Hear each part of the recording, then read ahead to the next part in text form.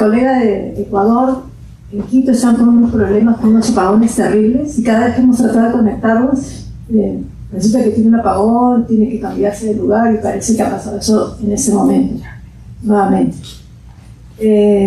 Buenas noches, mi nombre es Fabiola Basso y soy cofundadora del weblog Subterrock y también cofundadora de la red de estudios de rock. Hemos tenido un día muy fructífero, me imagino que deben estar cansados, han habido discusiones muy interesantes y que estoy segura que seguirán el día de mañana. Esta noche tenemos invitados a Paulina Izurieta de Ecuador y a Félix Ayueva de Venezuela. El plan inicial es que ellos venían y iban a estar aquí presentes, pero por motivos de fuerza mayor y complicaciones no han podido. Pero estaban tan comprometidos con el Congreso y estaban tan entusiasmados que dijeron tenemos que estar de alguna forma y estarán con nosotros esa noche de manera virtual. Entonces en línea tenemos, voy a empezar con Félix porque todavía no ha llegado Paulina. Félix Ayueva es especialista en gerencia cultural, locutor, escritor, investigador y profesor universitario. Y también es fundador presidente de la Fundación Nuevas Bandas, así como creador del muy longevo festival Nuevas Bandas y el Festival de Música Urbana. Paulina, que estará muy pronto con nosotras, es delegada de la Asociación Frente Mujeres, Cultura Rock, FemRock, Ecuador. Y ella es también gestora cultural, especialista en cultura viva comunitaria, mediación cultural comunitaria, investigación y políticas públicas en el desarrollo de industrias creativas, artesanías e intermediación tecnológica. Y aquí a mi lado tenemos a Natalia Bagda, que es guitarrista y productora de las bandas Silveria y Mercury Toys. Además es educadora y activista cultural como cofundadora y directora de Warmi Rock Camp Perú, que es una organización que empodera a mujeres y niñas a través de la música y la creatividad desde el 2015. Y además es miembro de la mesa directiva de Girls Rock Camp Alliance. Bueno, sobre este conversatorio. El objetivo de esta mesa redonda es entablar una conversación crítica sobre las contradicciones y las posibilidades del rock como un vehículo de cambio cultural, identitario y político. Exploraremos, además del caso peruano, el caso de Ecuador y de Venezuela. Y nuestra conversación busca precisamente identificar las complejidades que el género, raza, clase y la resistencia política tienen en el rock o producen en el rock. Tenemos tres preguntas con las que empezaremos la conversación. La primera tiene que ver con el rock como una resistencia política. Y lo que hemos visto es que el rock en América Latina, en América del Sur en particular, surgió como un fenómeno cultural muy ligado a la expansión de la industria de la música globalmente. Y estuvo orientado principalmente a un público juvenil y fuertemente influenciado por las tendencias internacionales. Muy lejos de ser un movimiento de resistencia política en sus inicios, sus raíces fueron en gran medida comerciales. Sin embargo, a pesar de esos orígenes, el rock sudamericano ha encontrado momentos en los que se ha convertido en una poderosa herramienta de resistencia política. Ejemplos notables incluyen la oposición a las dictaduras en Argentina, Brasil y Chile durante las décadas de 1970 y 1980, y la resistencia contra el régimen de Fujimori en el Perú. Estos episodios muestran cómo en contextos específicos el rock ha trascendido sus raíces comerciales para convertirse en un vehículo de expresión política y social. Entonces la pregunta es para Félix y para Natalia, ¿de qué manera el rock puede ser una herramienta de apoyo para el cambio social y político? ¿Cómo la ven ustedes? ¿Quién le gustaría empezar, Félix o Natalia? Félix, ¿qué tal si tú empiezas? Sí. Está bien. ¿Se escucha bien por allá? Sí. Ok. Bueno, fíjense, lo primero por donde quiero comenzar es agradecer enormemente la invitación a este congreso porque yo tenía una materia pendiente, que es el rock procedente de Perú, y toda la tarde de hoy he aprendido muchísimo. Ha estado muy interesante todo lo que han planteado ahí, tanto histórico, conceptual, como la música actual. Entonces, nuevamente, gracias por la invitación y gracias por toda la gente que está presente escuchando. Si vamos a entrar en materia, ustedes me dicen con algún tipo de señal cuándo me callo, cuándo paro, porque no tengo referencia de tiempo. Ok, tú me haces así, tal cual como si estuviésemos en el Coliseo. Está bien. Mira, ¿cómo veo yo el asunto? Bueno, primero, desde el rock and roll, que después se convirtió en rock y que más adelante pasó a ser una especie de... El rock es uno, pero también es múltiple, porque hay infinita variedad y géneros y subgéneros y estilos. Entonces, cuando nos referimos a esa palabra de rock, estamos abarcando mucho espacio. Pero en términos generales, el rock en sí mismo es una contradicción. Es una contradicción porque nace como contracultura, incluso como resistencia. Si no, podemos tomar como ejemplo el año 55, 56, cuando aparece el rock and roll, que básicamente era una música contestataria que trataba de visualizar la cultura afroamericana o afro-norteamericana y tuvo todos los problemas del mundo, desde el status quo hasta la iglesia, hasta, no sé, hasta la Unión Soviética. Todo el mundo iba contra el rock. ¿Pero qué pasó? Que se convirtió finalmente en una mercancía. Y como mercancía en el sistema capitalista, bueno, es un producto para vender, para consumir. Y ahí aparece la contradicción. El rock es contracultura, resistencia, pero también es mercancía, venta y consumo. Y tenemos que aprender de una u otra manera a convivir con esos dos elementos de la contradicción, porque hay muchos grupos que aparecen luchando por determinadas causas y terminan vendiendo mucha música y ganando mucho dinero y formando parte del mecanismo que han estado combatiendo. Entonces ese sería como un principio básico. Y eso tenemos muchísimos ejemplos históricamente, desde el rock and roll, que ya lo acabo de mencionar, hasta el movimiento de resistencia contracultural, el movimiento hippie de mediados y finales de los 60, que comenzó resistiendo y terminó siendo asimilado por la cultura norteamericana y después mundial. Y pudiésemos seguir hablando después del punk, o seguir hablando del grunge, etc. Entonces, ese movimiento, ese balanceo de lo contracultural a lo mercantil está presente constantemente. Entonces, partiendo de esa premisa, entraría yo a analizar el punto que ustedes plantean, que estamos planteando en general. Y me referiría a la situación venezolana, que creo era parte de este encuentro, de ver un poco las realidades en nuestros distintos países y en América Latina. Y así como tú mencionabas, Fabi, ejemplos muy concretos, o en Chile o en Perú, yo tendría que hablar del caso venezolano. Aunque estudiando toda América Latina nos parecemos muchísimo, nuestras experiencias culturales son muy parecidas.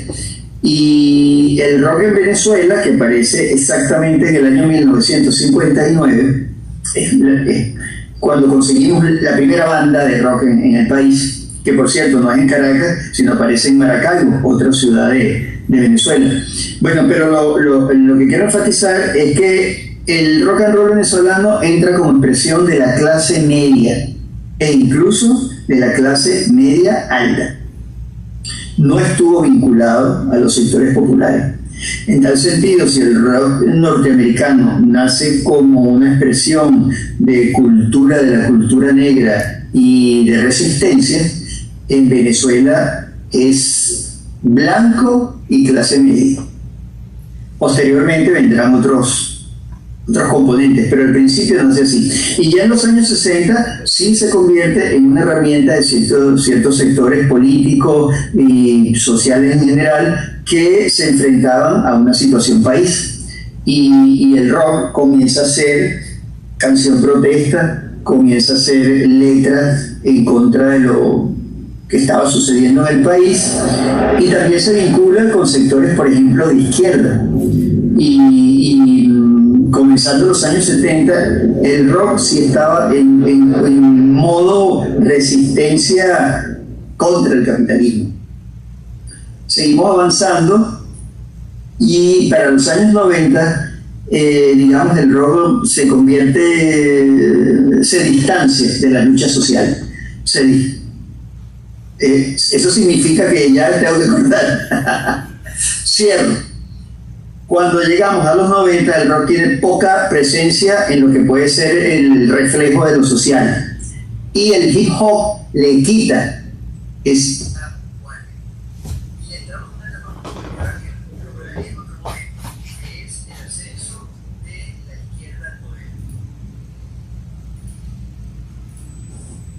Está interesante. Se te cortó el audio. ¿Sigo? Ahora sí, y te voy a dar un minuto más, porque está poniendo interesante. Ok, bueno, voy a tratar de redondear en ese minuto porque es muy largo.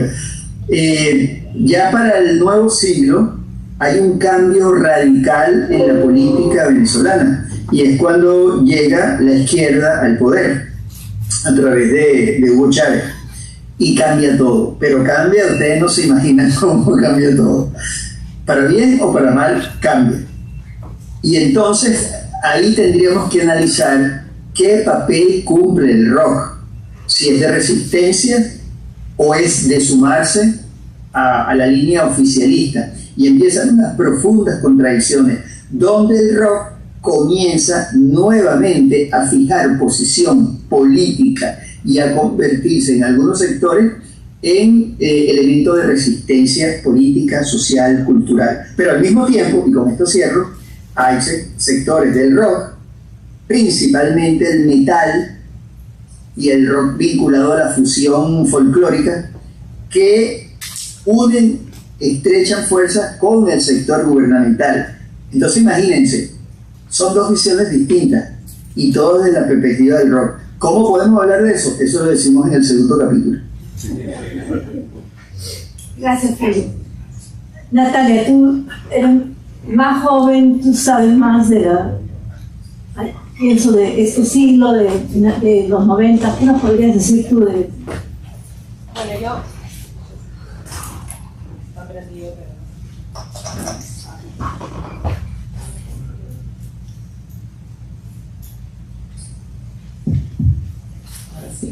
Bueno, yo en principio decir que no vengo de la academia ni tampoco de la investigación, sino más bien lo que voy a decir viene como muy a título personal, y como decimos los feministas, lo personal es político.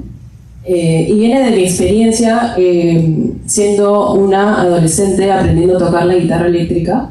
Y creo que para mí ese primer acto fue como de mucha rebeldía, porque digamos, en los contextos educativos en los que yo estaba, no diré mi crianza porque mis padres fueron como que muy permisivos en todas las decisiones que yo tomé en mi vida, pero yo siempre cuestionaba lo que a mí se me permitía hacer como chica, o lo que estaba como bien visto, o desde el colegio, ¿no? O sea, desde el hecho de usar uniforme, usar falda. Entonces yo como que tomé muchas decisiones en contra de ese status quo, ¿no? Como que, y para mí agarrar la guitarra eléctrica fue como decir estoy en contra de todo esto, ¿no? Así que esa fue como que mi primera entrada, sin darme cuenta de que eso ya era un acto revolucionario, ¿no? Entonces yo creo que ese despertar lo tienen muchas chicas sin saber que, o sea, que se están cuestionando los estándares, ¿no?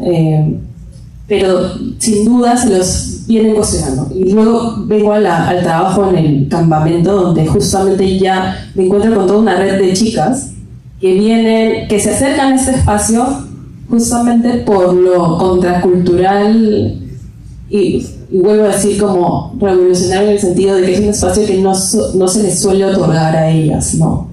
Entonces, yo creo que el rock o la música en sí, porque más temprano me gustó mucho esto de hablar del rock no desde la sonoridad de la música rock, sino de las actitudes y todos los otros elementos que hacen que una sea rockera, ¿no? Como hablaban del ejemplo de Violeta Parra. La música en sí no era rock, pero ella era rockera, ¿no? Entonces, yo creo que la música en general tiene este potencial de ser este vehículo para dar muchas declaraciones, desde el hecho de querer insertarse en la práctica musical al hecho de sacar adelante un proyecto, ¿no?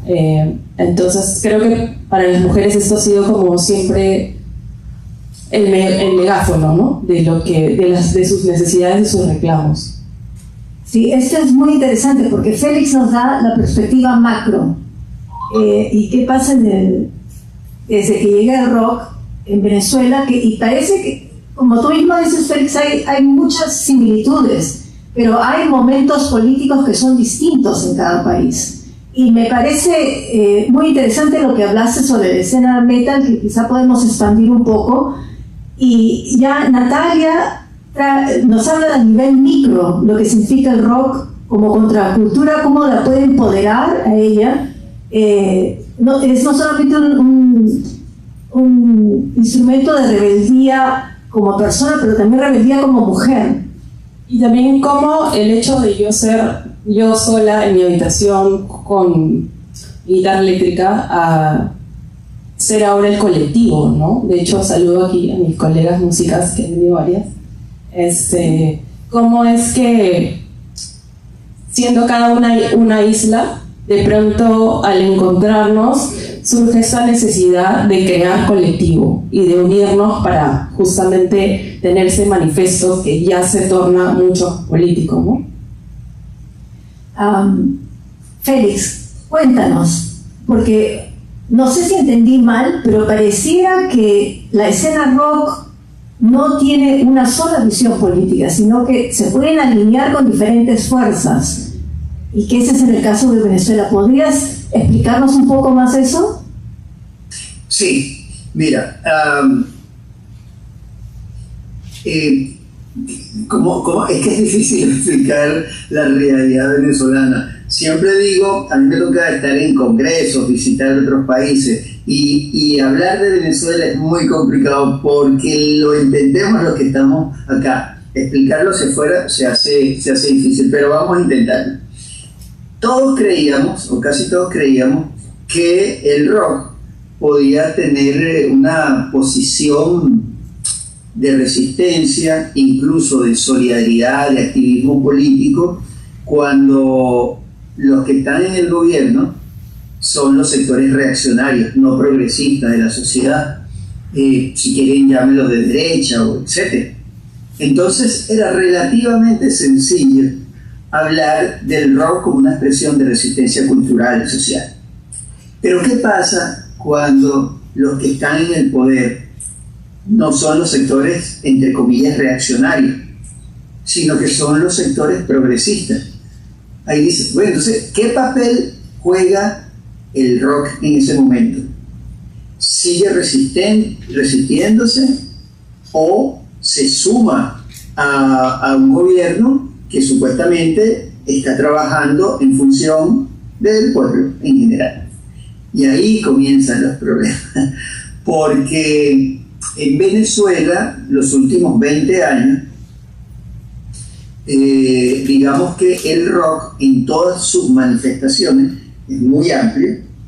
O sea, la Fundación Nueva Banda, donde yo soy su presidente, tenemos registros, estadísticas, etc. Y aquí hay una movida de rock interesante. Y posiblemente en Perú tienen algunas referencias de bandas y de cosas que han sucedido.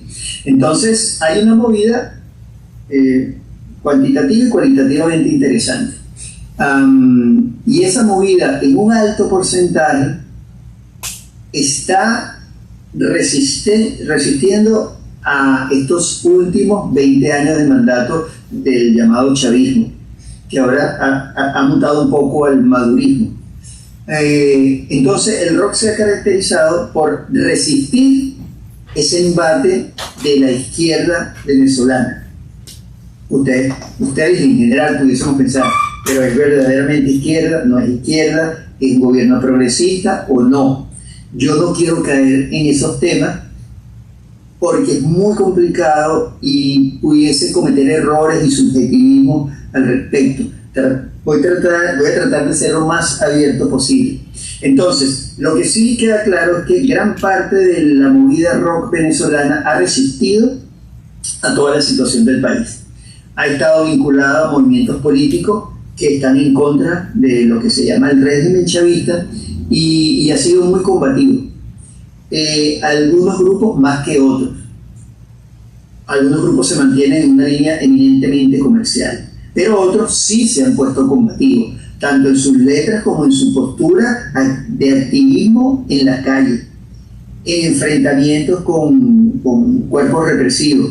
Incluso algunos han sido detenidos. Entonces, ese sector rockero, vamos a llamarlo, se ha mantenido muy activo. Los últimos 5, 6, 7 años se ha ido mucha gente del país. Ustedes lo saben, estamos hablando sobre los 7 millones de personas.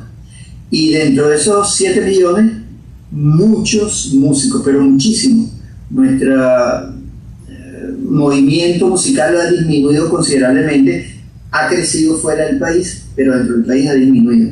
Entonces también la combatividad en cuanto a cantidad ha bajado.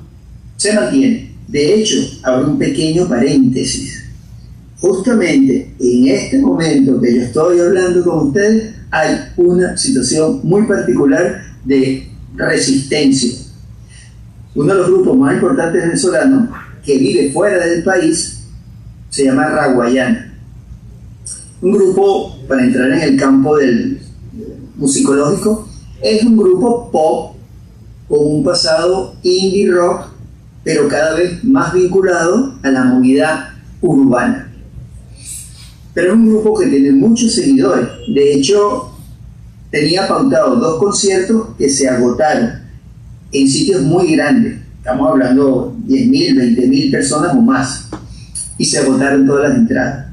¿Y qué pasó? Sigo dentro del paréntesis. El presidente de la República arremetió públicamente contra ese grupo. Y al día siguiente se suspendieron los conciertos. Entonces, el grupo no va a tocar en Venezuela, no viene a Venezuela. Es un grupo que tiene un activismo antigubernamental. Entonces no va a poder tocar. Es un pequeño ejemplo de las cosas que están pasando. Entonces ahorita está movido el país. Cierro el paréntesis y continúo. Pero así como ha habido resistencia de parte de ciertos sectores del rock, hay otro sector minoritario que milita en el campo del metal, sobre todo del metal extremo. Y otros sectores de ese rock, vamos a llamarlo rock fusión, que toma muchos elementos de la tradición venezolana, de la música tradicional venezolana, y lo conecta con el rock. Es muy pequeño, yo pudiese estar hablando en porcentaje que puede ser el 15, el 10% de la movida general, pero existen y tienen vida. Y son seguidores del oficialismo, y entonces también tienen una postura. Lo que les dejo yo en la mesa para meditar es, ¿cuál es la verdadera o la falsa resistencia? ¿Qué debe hacer el rock? ¿Apoyar un gobierno con una determinada línea política o resistirse a esa línea política? Y esa es la gran contradicción que nosotros estamos viviendo en Venezuela. Aquí pondría una pausa y podemos seguir hablando, para no dominar ni monopolizar la conversación. Gracias, Félix. Es bueno que has comentado acerca de los 7 o 8 millones de venezolanos que han salido. Y muchos han venido aquí en Perú. Y aquí tenemos a Natalia, que trabaja con adolescentes venezolanas. Entonces mi pregunta, Natalia, es, ¿te ha tocado a alguien que venga de familia musical? Quizás le puedes contar a Félix cuál es la experiencia de estas chicas venezolanas en Perú y qué piensan de Venezuela y su experiencia aquí en Lima.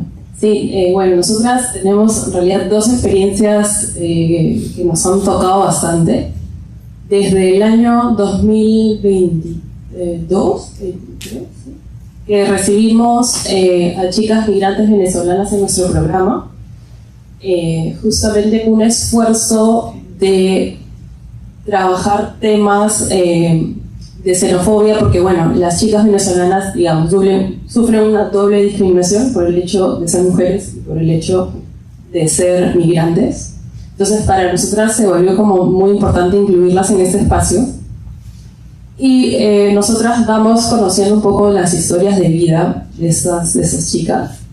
Y hay muchas que comentan que cuando vivían en Venezuela llevaban clases de música o podían o sus familias podían pagarle clases particulares. Recordemos también que Venezuela tiene un muy buen sistema de educación musical. Y al llegar a Perú, digamos que se quedan prácticamente sin sus derechos culturales, sin acceso a las clases y también sin acceso como público, ¿no? a espectáculos. De por sí el acceso aquí en el Perú a espectáculos para menores de edad es como muy limitado. Entonces estas chicas que sus familias tienen como prioridad la supervivencia y también insertarse en una comunidad que no necesariamente las acoge, es la comunidad de acogida, pero no necesariamente las acoge. Al nosotras proveerles este espacio, el resultado ha sido que las familias no solamente retornan con mucho agradecimiento, sino que ellas dan testimonio de lo emotivo que puede ser retomar o reconectar con sus lados creativos y cómo este ejercicio o aprender jugando, a ellas por utilizar esta palabra que está muy manoseada, empodera. Cómo a ellas les permite volver a casa y afrontar otras situaciones en su cotidianidad, ¿no? Entonces, para nosotras es muy significativo poder seguir trabajando con chicas venezolanas, que además este año tenemos un caso muy especial porque una de ellas está retornando como voluntaria. Entonces es como que cierra el círculo, ¿no? De proveerles esto y ellas retornar porque el espacio las abrazó tanto que ellas quieren seguir siendo parte de esta comunidad. Y el segundo momento que fue muy emocionante fue cuando hicimos el conversatorio, que vinieron las músicas de Karol G, y dos de las músicas son venezolanas, ¿no? De hecho, Ella Brick, ella no solamente es venezolana, sino que es la primera mujer en ganar el Grammy como productora musical, y lo que conversábamos con ella es que no solamente ella ganó el Grammy Latino como productora musical, sino que en la historia de los Grammys no ha habido otra mujer que gane ese galardón de producción musical. Y tenerla en la mesa como productora, música venezolana, y tener como invitadas al grupo de chicas venezolanas, o sea, es un conversatorio que fue un llanto, porque era tan emocionante el que las chicas venezolanas se vean representadas, ¿no? Y estaba Katy Fernández también, que es percusionista, que además había sido percusionista de Ricardo Montaner desde los 17 años, y las dos contando sus historias de migración, porque ellas radican en los Estados Unidos, y ellas como músicas profesionales tener que dejar su país para una mejor condición de vida. Entonces todo eso conectó tanto con la nueva generación y conectó tanto con ellas emocionarse de ver a las chicas venezolanas ahí, obviamente para todas las peruanas y venezolanas, pero poder hacer este espacio, este panel, trayendo estas músicas que ellas se sienten representadas, fue realmente como una explosión de emoción para todas, ¿no? Entonces creo que hay mucho poder más allá del rock, ¿no? Digo, de la música, de cómo puedo conectar las diferentes trayectorias, sino trayectorias no solo en el sentido de trayectoria profesional, sino las trayectorias geográficas, ¿no? Gracias, Natalia. No sé, Félix, si tienes alguna reacción a lo que acaba de contar Natalia. Bueno, básicamente que esa es nuestra tragedia. El nivel de músicos que han salido del país es enorme. Lo bueno y lo malo. Lo malo, que se nos está yendo la gente por una situación política, económica, social. Lo bueno es que ahora Venezuela está en todas partes del mundo representada por excelentes músicos. Y si ustedes revisan, por ejemplo, la entrega de los Grammys Latinos ahorita, hay presencia venezolana. Si te vas a París, consigues músicos venezolanos. A donde te vayas vas a conseguir músicos venezolanos. Y al mismo tiempo se va creando un mercado, porque ya hay grupos, me voy a referir al campo del pop y del rock, ya hay grupos venezolanos que giran internacionalmente, porque solamente con la comunidad venezolana que está ubicada en los distintos países pueden hacer giras. A eso se va sumando, por supuesto, el público local. Pero lo que tú acabas de hablar es nuestra muy, muy triste realidad. Gracias. Ahora, me gustaría que conversemos un poco sobre las dinámicas de raza y de clase. Félix, tú hablaste nuevamente de que como que la mayoría de los grupos de rock como que están en contra del mayorismo, pero hay un sector de rock fusión y un pequeño sector metal que están con Maduro. ¿Qué podría explicar esa diferencia? ¿Hay quizá el factor racial, el factor de clase en esto? Y para ti, Natalia, para que vayas pensando, también hay una cuestión racial en las venezolanas y lo que piensan de cómo se les mira y cómo se perciben sus cuerpos aquí, ¿no? Entonces, quizá Félix se puede decir primero por unos 5 minutos y de ahí Natalia. Fíjate, necesariamente tengo que recurrir un poco de historia para poder entender un poco más el fenómeno.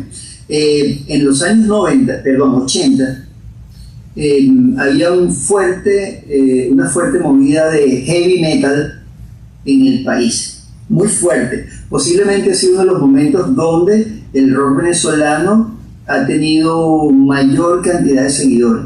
Nosotros tenemos en Caracas un local grande, inmenso, que se llama El Poliedro, donde pueden entrar 10.000, 11.000 personas.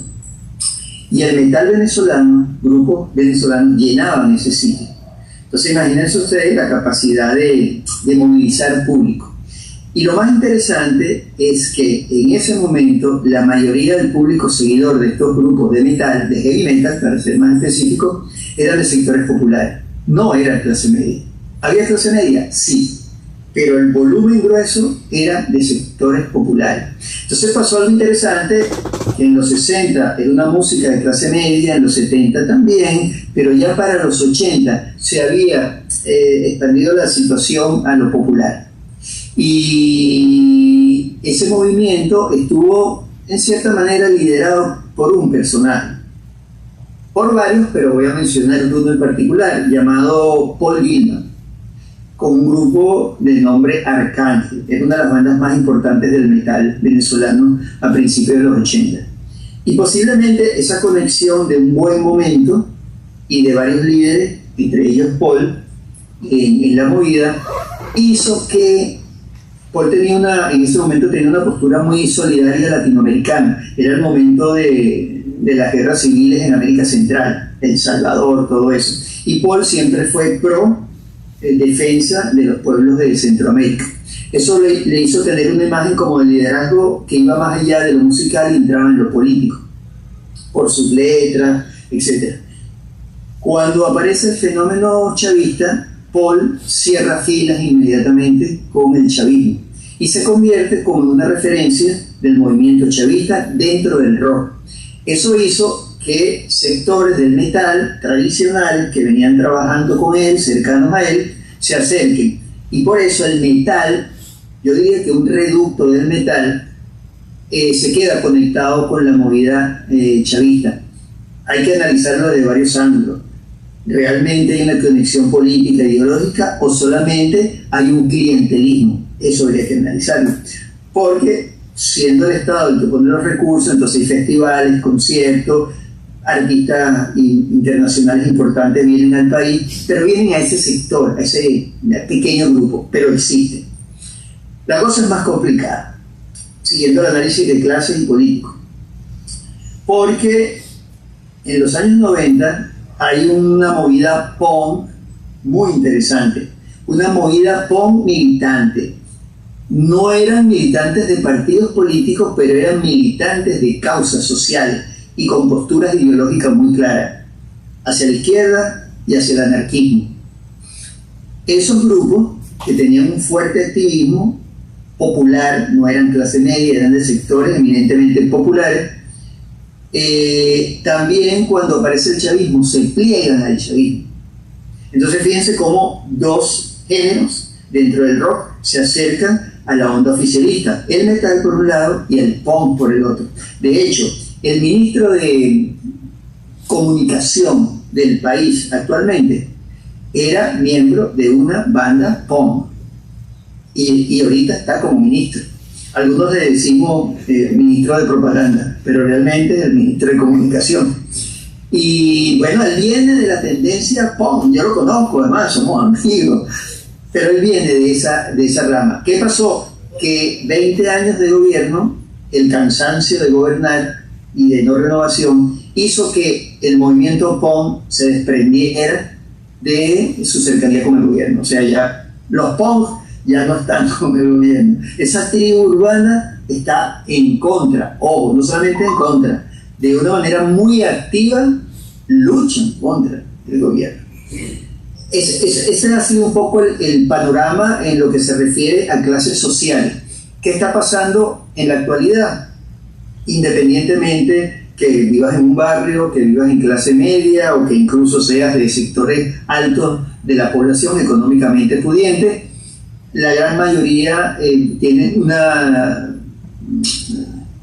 militancia de resistencia contra el estado actual de las cosas, y sobre todo se ha agudizado más en estos últimos meses por noticias que ustedes conocen y que yo a veces no puedo decir porque estamos en una situación muy complicada.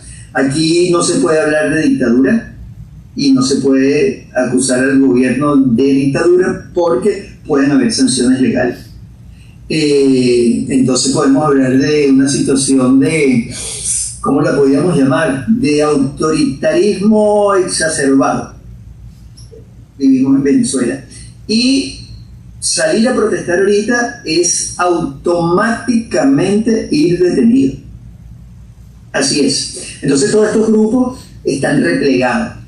Ahorita no hay actividad en la calle de grupos diciendo o manifestando cosas porque la acción inmediata es la detención.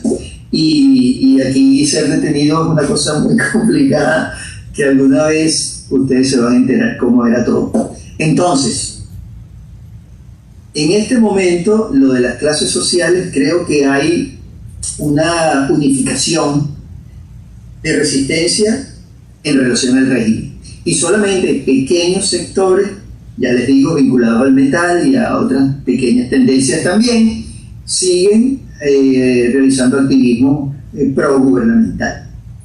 No sé si eso refleja lo que me preguntaste o ustedes me dirán. Sí, está bien, Félix. Natalia, ¿qué nos puedes contar? Bueno, tu pregunta iba más hacia las vivencias de las chicas venezolanas, de cómo, no un poco, sino cómo estaban expuestas al hecho de la hipersexualización de sus cuerpos. Entonces partimos desde el hecho desde muy chicas, cuando ya empezamos a desarrollarnos, ya nos afrontamos este tipo de sexualización. En el caso de las chicas venezolanas, bueno, ¿quién no ha escuchado el término veneca, ¿no? ¿Y cuántos aún lo usan, ¿no? Y la verdad que este término es súper despectivo y para ellas es muy doloroso también escucharlo o que alguien se refiera a ellas, porque finalmente son son niñas, son adolescentes tratando de insertarse en la cultura, ¿no? en la sociedad peruana, y que de frente la mirada que se le tiene es como si fueran mujeres, ¿no? Grandes. Y la verdad que la vivencia que tiene para ellas es muy dolorosa, tener que pasar por esto. Incluso hay situaciones en que muchas de las chicas se trasladan solas al espacio del campamento y ellas llegan con un atuendo y luego las ves y se han cambiado. y le dicen, no, es que yo en el micro no puedo venir con esta ropa, ¿no? Entonces tienen que cargar una mochila porque no pueden trasladarse libremente por la calle, ¿no? Entonces eso yo hablo desde los testimonios que ellas vienen manifestando, pero ellas tienen mucho orgullo por su cultura, mucho cuidado personal, ¿no? Y la verdad que es una pena que se siga un poco fomentando el uso de estos términos peyorativos, ¿no? Gracias, Natalia. Félix, no sé si será posible comentar un poco acerca de las dimensiones de género dentro del rock. Si tú has visto así diferencias, si hay intervenciones feministas en el rock, si hay la oversexualización de los cuerpos femeninos también, o si es algo aquí peruano, no sé, de exóticas a las venezolanas, o si también pasa en tu país.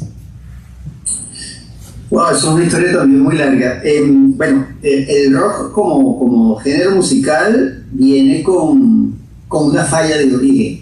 El rock fue sexista desde su nacimiento y progresivamente ha ido cambiando, pero su origen no tengo que decírselo, que ustedes saben perfectamente cómo, y sobre todo en géneros como el metal o el punk, que es mucho más exacerbado, pero las cosas han cambiado, definitivamente ha cambiado, y como está cambiando la humanidad, eso también se refleja en el rock y en el caso venezolano. Si en los años 60 en ninguna banda o en muy pocas bandas había mujeres tocando en las bandas, ya para este momento que estamos viviendo hay muchas bandas compuestas exclusivamente por mujeres y muchas bandas donde se integra lo femenino y lo masculino. Yo creo que en ese sentido hemos avanzado y hemos avanzado mucho.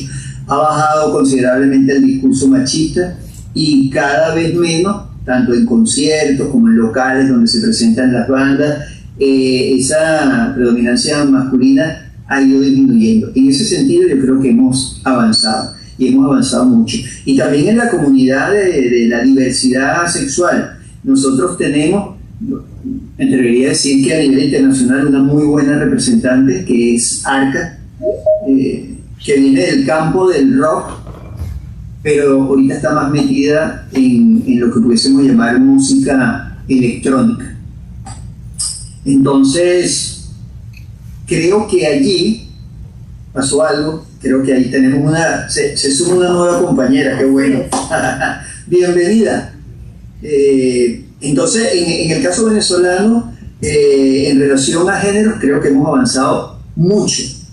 Y incluso en activismo, no solamente en tener presencia física en agrupaciones o que existan agrupaciones exclusivamente compuestas por mujeres, sino que las mujeres cada vez están más activas en la denuncia, en destapar casos que estaban escondidos de extremo machismo, incluso en el campo musical y con sus compañeros músicos. Entonces ha habido mucho activismo en ese sentido. Por ahí estoy más tranquilo. Gracias, Félix. Bueno, yo no puedo decir lo mismo. Yo creo que puedo hablar de la escena limeña porque no puedo decir que Lima es el Perú. Yo sí siento que el machismo está sumamente arraigado en nuestras escenas. Obviamente hay que reconocer que hay muchas más mujeres involucradas haciendo música o diferentes roles que tienen que ver con el quehacer musical, pero sin duda es la pelea de día a día, de ganar espacios y de probar de que te mereces estar ahí, ¿no? Entonces, y también te lo digo como alguien que no es como frontwoman de banda, tampoco tengo un proyecto de cantautora, sino más bien como alguien que toca en una banda mixta y que también tiene un proyecto que somos dos mujeres, pero en donde yo toco la guitarra, entonces mi rol es mucho más invisible. Entonces aquellas mujeres que no estamos al frente, estamos aún más fuera del mapa, ¿no? Entonces no se nos contabiliza, si esa es la palabra, pero sí hasta no sé, hasta ayer creo que me hicieron una entrevista y obviamente el primer comentario era machirulo, ¿no? Entonces siempre sale ese comentario o la mirada que se tiene de los espacios que tenemos que ocupar las mujeres, ¿no? El control sobre eso, y también el, ¿cómo le llaman? No es como el greenwashing, ¿no? ¿Cómo es el que quieren lavarse la cara? El gender washing sería, que quieren lavarse la cara a los eventos porque invitan a 3 o 4 representantes, ¿no? Cuando realmente las escenas son muy amplias y en cada escena hay muy buenas representantes, ¿no? O sea, creo que desde el pop y el folk hasta el metal hay bandas buenísimas, instrumentistas buenísimas, compositores buenísimas y productoras sacándose el ancho, que no tienen espacio porque de repente no manejan sus redes así como super pro, ¿no? Entonces como que realmente la iniciativa de querer insertar a las mujeres en la escena musical es muy de búsqueda de superficie, pero no realmente una intención de mapear lo que están haciendo los artistas.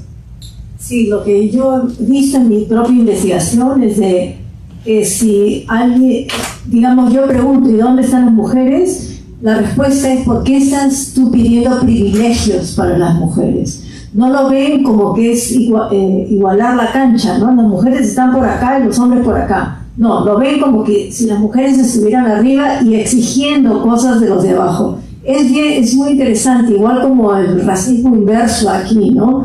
Si alguien de abajo se queja del de arriba, es por qué se quejan. Es muy debilitante lo que se ve. Entonces puedo entender también a las chicas venezolanas que llegan, ¿no? Increíble que tengan que cambiarse de ropa porque tú no sabes cómo te van a acosar en el transporte público. Es terrible. Justo el otro día me estaba contando la cantante de April Lavian de su propia experiencia en el Metropolitano, ¿no? Tú no sabes quién, porque uno viaja tan apretado con sardinas y hay hombres que no sé, lo ven como una oportunidad para estar manoseando a las mujeres. Y el escenario también, ¿no? Como que son espacios de que tú expones o quizás haces una performance y es como al toque se te va a juzgar por tus elecciones estéticas, ¿no? Ya si quieres salir con algo muy corto o si sales desaliñada, cualquier cosa es excusa para que alguien tenga algo que decir, ¿no? Y esas cosas no han cambiado. Yo lo he visto de la escena de los 80, de la escena punk peruana, Félix, y escucho las mismas historias el día de hoy, ¿no? No veo mucho cambio. Mira, a ver, pero perdón, Félix, no sé si Paulina está presente o está... Yo no la veo. Ya. A menos que se haya muteado y esté esperando para intervenir. Sí. Pero no la veo. Bueno, esperemos que aparezca su imagen. ¿Ibas a decir algo, Félix? Sí, iba a decir algo. Primero, yo me autodefino como machista problematizado. Es muy difícil, y le doy la visión desde el macho latinoamericano, es muy difícil romper esa cultura. Está tan interiorizado el ser machista que es muy difícil de ser lucha. Y se lo digo con toda honestidad. Yo tengo una hija adolescente, y sé lo que puede sufrir una mujer a esa edad y el acoso en la calle, en el colegio, etc. Entonces, en ese sentido, cualquier cosa que yo diga siempre va a estar afectada por mi machismo problematizado, ¿ok? Y en el caso venezolano musical, sí, durante muchos años hemos sufrido de ese machismo y de ese disminuir la presencia de la mujer desde todo punto de vista. Pero sí, se los digo desde el corazón, yo he sentido un cambio significativo durante los últimos años, tanto en la presencia femenina en este mercado, y no solamente la presencia, sino también la calidad de su presencia, las producciones, todo lo que están haciendo. Muchas de estas mujeres que trabajan en el campo del rock es maravilloso, y cada vez más toman mayor control y liderazgo, cada vez son más y mejores. Yo creo que ese es un punto positivo en el panorama musical general venezolano y particular del campo del rock. Gracias. Yo quiero agregar que sí, definitivamente hay más mujeres aquí haciendo música y tomando roles de liderazgo, ¿no? No sabría decir si tanto igual desde los espacios de profesionalización en música como, digamos, más de base, ¿no? No sabría decir cuántas bandas surgen como una exploración empírica de crear esta banda del juego, no sabría decir cuántos salen de ahí. Más bien creo que la mayoría que yo conozco viene ya desde la profesionalización de sus carreras de música. Pero creo que hay un factor muy importante, que es cómo como mujeres nos encontramos y reencontramos para fortalecer el sector y que no seamos simplemente islas como hemos venido siendo durante años, y cada una un poco seguir bajo esta mirada patriarcal de la competencia y de que una mujer es competencia de la otra mujer, o que la peor enemiga de una mujer es otra mujer, y que se nos ponga siempre en esto de quién es mejor guitarrista, quién es mejor baterista, o quién es la mejor sonista mujer, ¿no? Como que para buscar solo a esa y darle como su galardón, ¿no? Entonces, como nosotras, como mujeres que estamos en la industria o en el sector, podemos romper con esto y realmente crear una red y digamos, elevar y aprender juntas, ¿no? La práctica musical. Gracias, Natalia. Paulina, ya puedes, ¿tienes audio? ¿Puedes participar? Buenas noches, un abrazo a todos. Disculpen la tardanza. Tema energético de nuestro país. Pauli, te pongo un poquito al día de lo que hemos estado conversando. Hemos explorado el rock como resistencia política, de ahí saltamos a dinámicas de género y también dinámicas de clase dentro del rock, como estas, no se puede hablar de un solo rock, sino de diferentes escenas que tienen diferentes afiliaciones también políticas dependiendo del momento, ¿no? La frustración que siente Natalia de que no siente que avanzamos aquí en el Perú, que sí hay más mujeres, pero es difícil que se gane el respeto, que se identifique, ¿no? Que se reconozca su trabajo. Y yo creo que aquí tú podrías aportar con la experiencia de FemRock y cómo ustedes son tan proactivas en promover la participación de las mujeres en el rock. Quizá podrías contarnos un poco sobre esa experiencia. Bueno, primero, antes de nada, un abrazo a todos los organizadores del Congreso y a todos los compañeros panelistas y compañeras panelistas. FemRock como organización, igual, es un proceso duro, y es un proceso que sí comparto con nuestra compañera, que inicia con un ejercicio donde sí hay un golpe patriarcal, en donde dicen igual el por qué ustedes y cómo así, y por qué quieren hacer festivales, y por qué quieren hacer cosas, pero más bien súmense a la movida de un ejercicio más de mirada masculina. FemRock en su inicio como organización tuvo que enfrentar críticas muy violentas desde el patriarcado, desde las compañeras mujeres que incluso motivaban este patriarcado, en donde tuvimos que decir, bueno, y ustedes son unas aparecidas hace 10 años atrás que iniciamos el proceso de FENROCK. Pero ahí viene la parte importante. Una cosa es que exista una escena que le interese el desarrollo y exista en cambio un público que le incomode la presencia del liderazgo femenino. Porque ahí vienen estas dos miradas. La mirada de los músicos y de los artistas precarizados, violentados, mal pagados. En mi país, por ejemplo, hace 10 años había festivales y les pagaban con una cerveza, un sándwich y una colita. Cuando es un trabajo, o sea, ser músico es un trabajo. Entonces nosotros quisimos, más allá de la confrontación con estos grupos, es motivar un modelo de gestión diferente. Entonces propusimos a las bandas que trabajen con nosotros para empezar eso de exploren qué es tener un proceso de festival con un liderazgo femenino o liderazgo femenino, más no bandas en escena. ¿Por qué?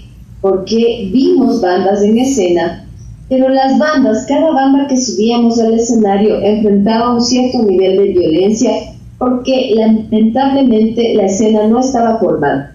Entonces, bájate, ¿para qué te subes? ¿Cómo así tú tocas? ¿Y por qué tocas? Si hay guitarristas mejores que tú. Entonces nos dimos cuenta el nivel de exposición y violencia que vivían nuestras compañeras, que si bien es cierto, bandas enormes de gran importancia, por ejemplo, en nuestro país, Astra, Curare, que son bandas en el tema del metal, que estaban fuertes, frente a Onírica, que también son las damas del metal, que son extraordinariamente músicas espectaculares, pero no recibían el mismo público que estas bandas como Pasca, Curare y Astra.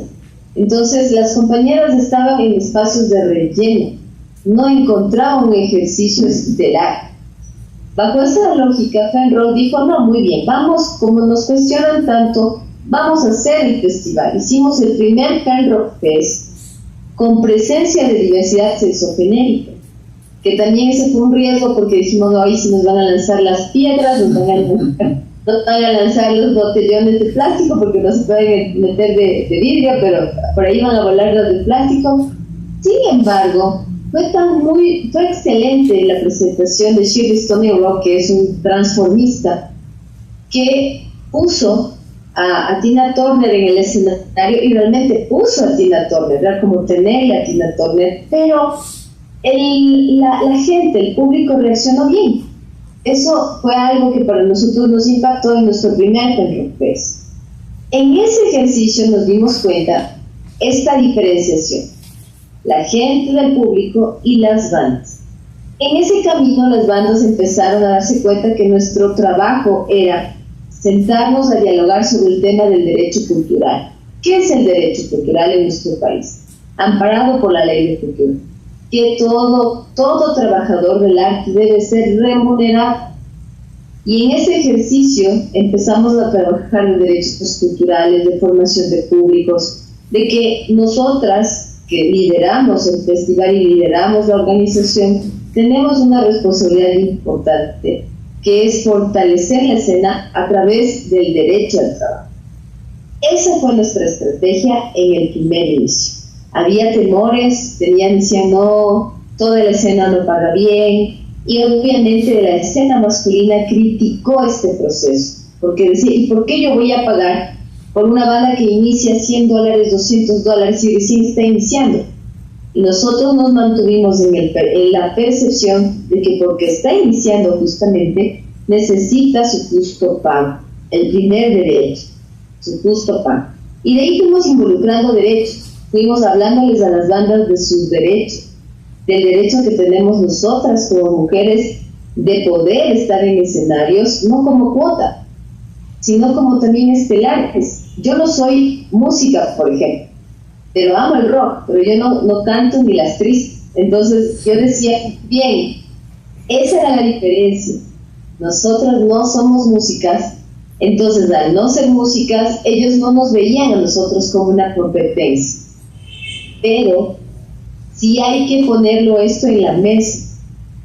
si hay esa incomodidad de que me coordine o me lidere una dama, una mujer, una compañera.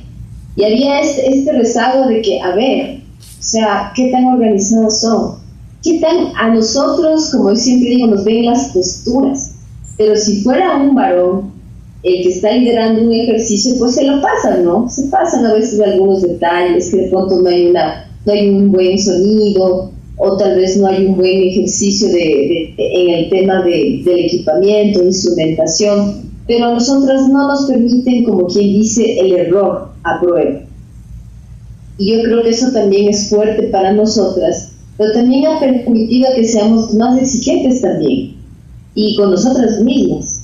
Y en este proceso, yo comparto también el hecho de en algún momento sentirnos defraudadas por nuestros propios compañeros varones que dicen, bueno, sí les fue bien, pero el festival tuvo 1,000 personas, o tal vez 2,000 personas, pero en cambio el festival de fulano, el festival más importante de Quito, que es el Quito Fest, tuvo 500,000 personas. Es natural, pues es nivel de inversión.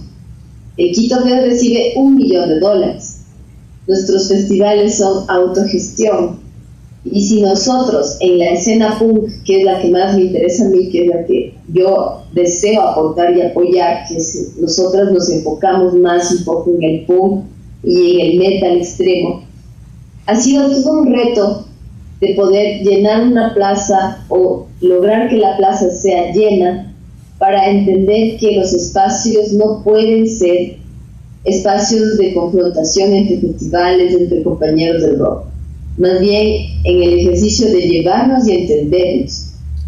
Y ese ha sido algo más conflictivo, pero en estos 10 años pues lo hemos tratado de hacer de la mejor manera. Gracias, Pauli. Ya nos acercamos al momento de terminar. No sé quizás cada uno puede hablar por unos minutos, algo que quisieran agregar, y de ahí ya terminamos. ¿Con quién empezamos? Bueno, yo quería seguirle el hilo a Pauli, primero que nada decir amén, Pauli, porque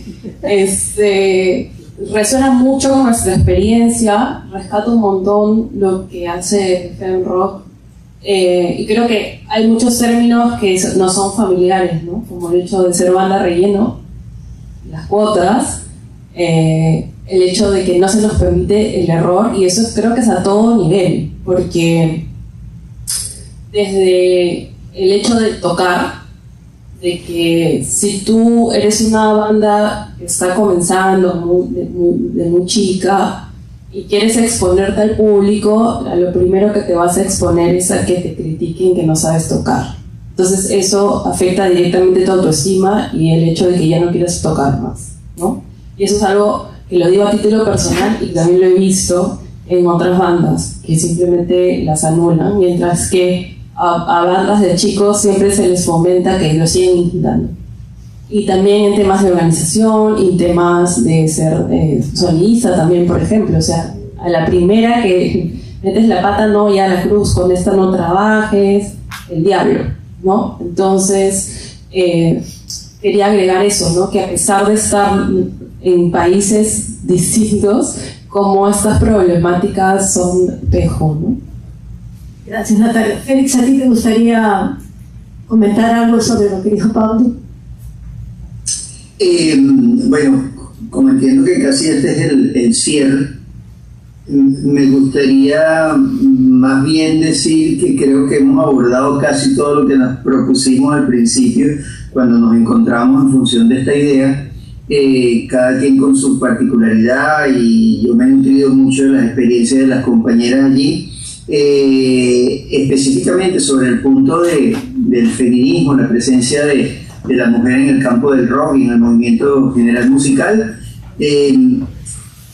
Me voy con una visión positiva, porque escuchando las historias que ustedes dan, micro y a veces un poco macro también, veo que la movida de este lado de la pantalla en Venezuela hemos avanzado mucho.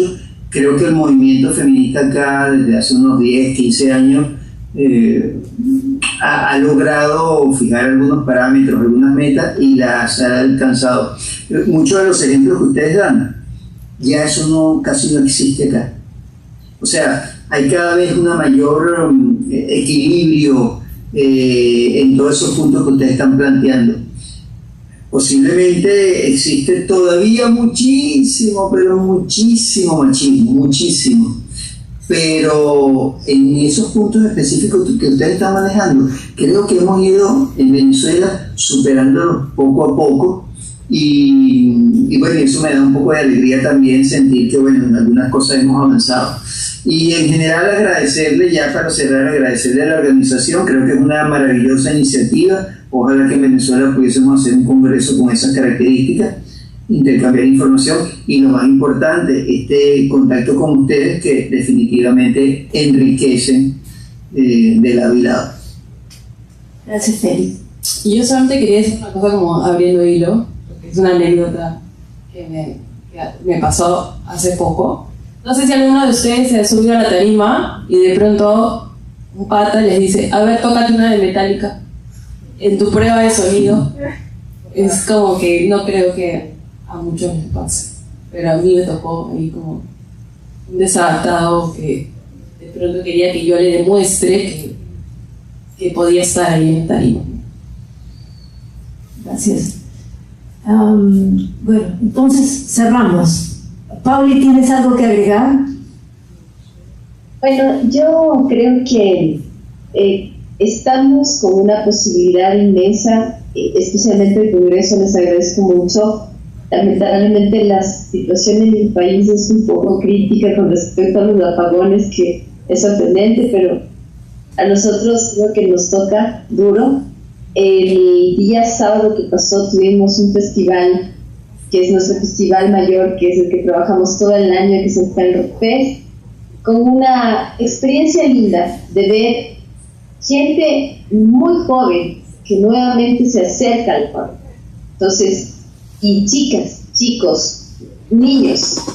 Y hay una experiencia que me gustó mucho de ver una pequeña tribu. Les quiero compartir esto porque me gustó tanto. Está grabado, los voy a compartir en el futuro. Cómo le ayudan a ponerse su cresta al compañero, ¿no? Pero su tribu, sus amigos.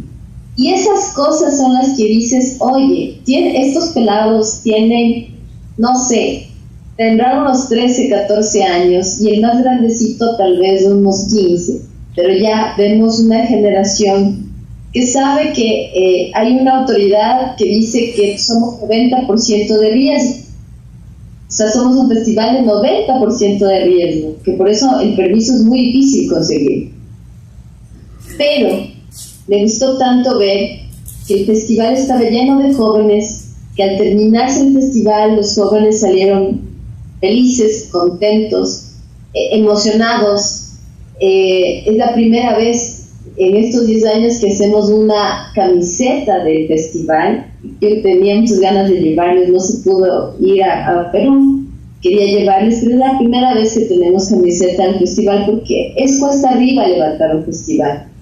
Esto está arriba porque lamentablemente todo el mundo compite, ¿no? Y espera, y lo peor de todo es que esperan que nos vayan mal. Entonces, lamentablemente, eso no pasa. Pero yo algo de este final quiero reflexionar con todos. Creo que ese derecho, ese ejercicio que nosotros hacemos como mujeres, como hombres, como personas que estamos luchando por el rock, como decía un niño, decía el rock no ha muerto, el punk no ha muerto, es porque todavía nosotros somos ese niño y ese adolescente y ese joven que iba a los conciertos clandestinos y que soñaba con un lugar donde nadie le vaya a molestar, donde pueda ir abiertamente, en donde pueda tener su identidad cultural. Y yo en ese aspecto decirles que esto permite que esto sea amplio y que más personas comprendan que lo que nosotros hacemos es investigativo, es proceso, es construcción, es cultura y a la final es una lucha y es un trabajo. que esperamos exista detrás de nosotros alguien que le tome la posta. Y yo creo que nosotros tendremos nuestro tiempo, pero detrás de nosotros, en el ejercicio de FENROC, en el organizativo, hemos creado una escuela para que nuevas mujeres y hombres, porque esto es importante. Sí es verdad que nosotros tenemos un concepto de liderazgo femenino, por eso es que FENROC tiene un directorio exclusivamente femenino, pero hay hombres en FENROC, y bastantes, impresionantemente 70, mientras que nosotros somos 30 mujeres, hay 70 afiliados varones, pero si yo digo, seguro no están confundidos, no, sí queremos estar aquí.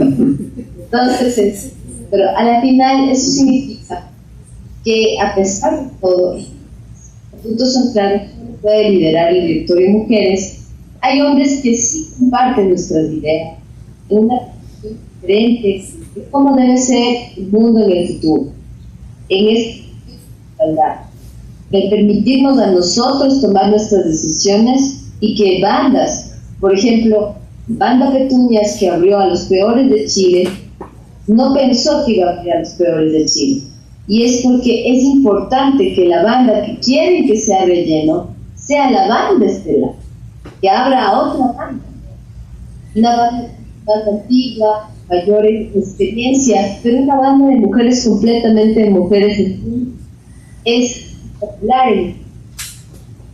Y eso pues, compartimos también con ustedes, compañeras de Warmi Camp. Hemos visto su trabajo maravilloso y felicitamos, y más bien tenemos que juntarnos para compartir, igual contigo, Félix, que nos invitan de allá a Venezuela, que sea allá que hay un trabajo súper lindo.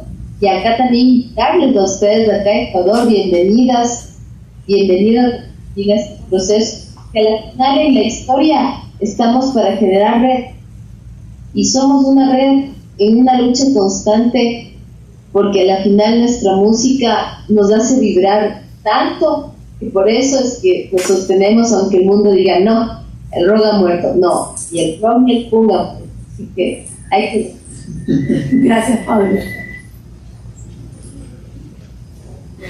No pensaba hacer ruido, pero